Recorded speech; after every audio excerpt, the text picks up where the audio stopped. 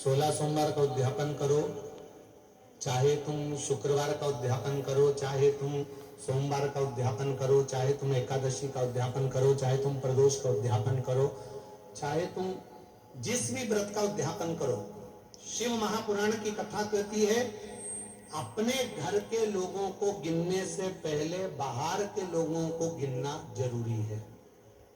थोड़ा ध्यान देना। और आप लोग क्या करते हो? उद्यापन में सबसे पहले अपनी जेठानी को गिन लिया, इसको गिन लिया, उसको गिन लिया, उसको गिन लिया। और शिव महापुराण की कथा कहती है जेठानी तो तुम्हारे यहाँ का भोजन करेगी क्योंकि रिश्तेदार है, ननन तुम्हारे यहाँ का भोजन करेगी क्योंकि रिश्तेदार है, तुम्हारी देवरानी भोजन करेगी क्योंकि रिश्तेदार है, तुम्हारी चाची सास भोजन करेगी क्योंकि रिश्तेदार है, तुम्हारी काकी सास भोजन करेगी क्योंकि रिश्तेदार है।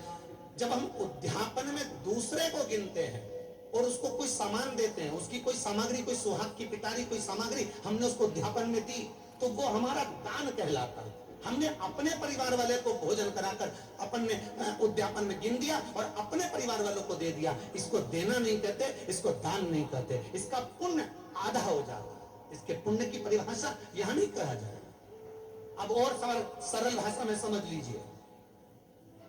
कई माताएं कहती है हमने तो अपनी बेटी को यह सामान दे दिया, मतलब हमने खूब दान कर दिया।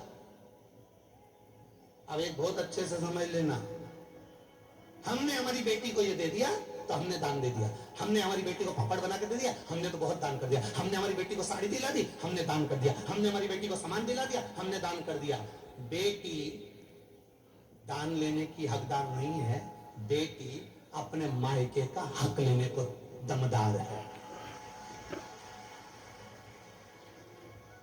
तुम बेटी को एक साड़ी देकर ये मत सोचना कि हम दान दे रहे हैं। बेटी तो खुद कन्यादान में जाती है।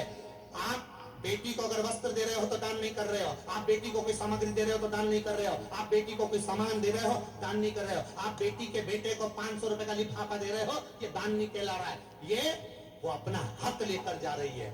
आई है माँ बाप के घर में तो साड़ी तो देना पड़ेगी, नहीं देगी तो काले कोट वाला दिला देगा। ये दान नहीं है कि तुम कह दो कि नहीं साहब हमारी तो हमने बहन बेटी के दान दे दिया, हमने तो हमारी बहन बेटी के दान दे दिया, हमने तो हमारी बहन बेटी के दान दे दिया। तो बहन बेटी कहीं भिक्षा मांगे तुमसे?